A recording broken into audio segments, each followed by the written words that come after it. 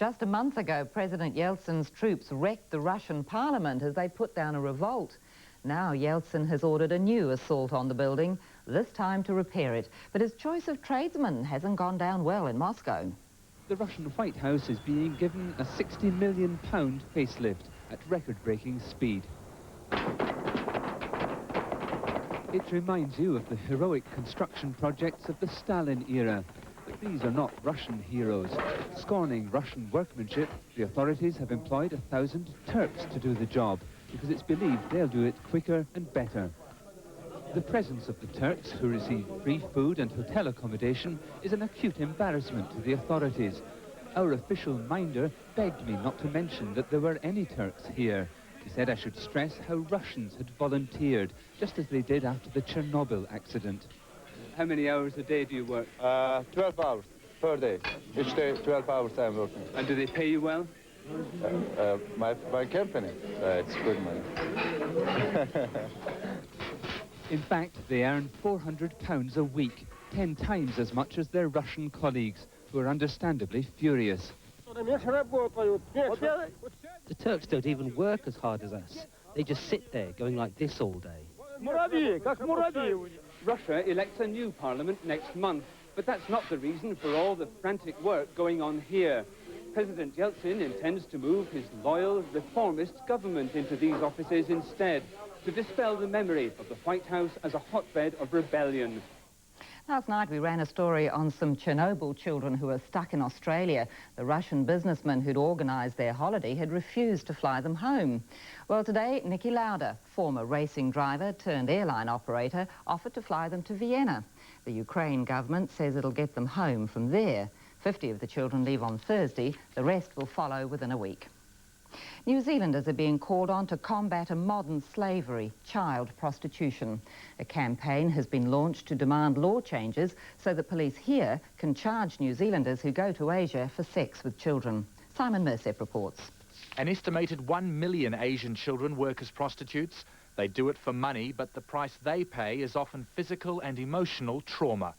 These New Zealanders want our government to help end the practice. Posters like this warn Swedish people who go to Asia for child sex they can be charged when they get home. The same law's in use in Germany. Now New Zealand's being challenged to follow suit, especially because of evidence Kiwis are involved. Some estimates have been as much as about 200 New Zealanders a week going over in some form of prostitution. And police are sure some of those pay for child prostitutes. We don't know precisely how big the problem is, but at the time now we're looking at it and trying to weigh up just how big it is. MP Nick Smith has his own evidence. Several people have rung him thinking the law was about to be changed. And said, hey, look, we've heard that you're promoting legislation. When's this law going to take effect?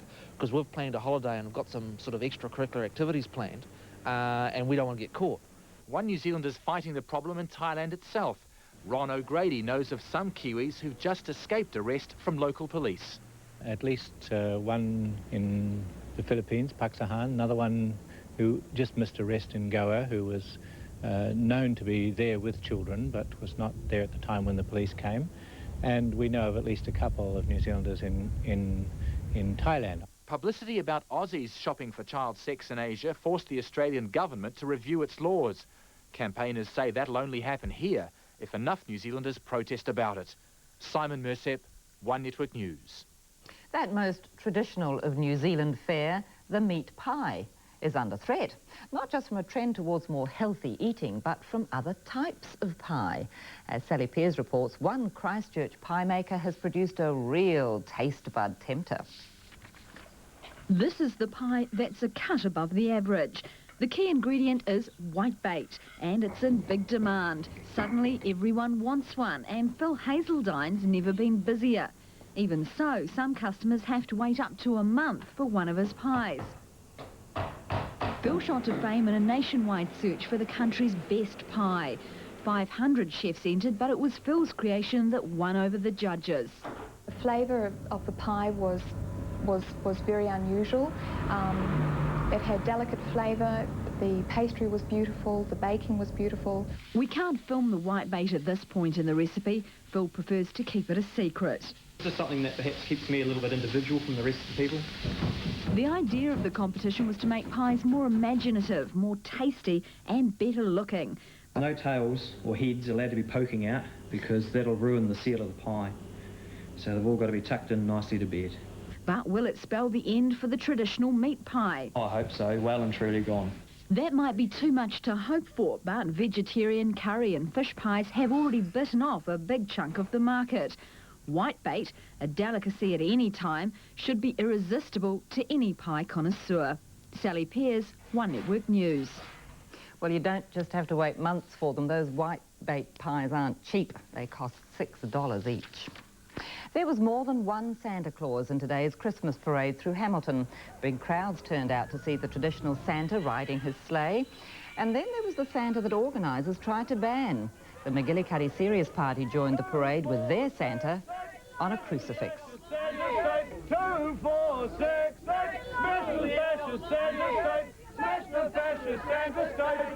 They say the float was to protest against the commercialism of Christmas and to encourage people to make their own presents. It was a message that got a mixed reception. Ahead with Jeff, our tennis teens take us to the top of the world. And Jimmy Thunder vows to fight on after his world title loss. Because I know there's no one out in the Southern Hemisphere that's going to take me on. Sunday on Countrywide Bank Grandstand, highlights of the New Zealand-Scotland Rugby Test, PGA Grand Slam Golf, and a summary of the New Zealand Post Cycle Classic.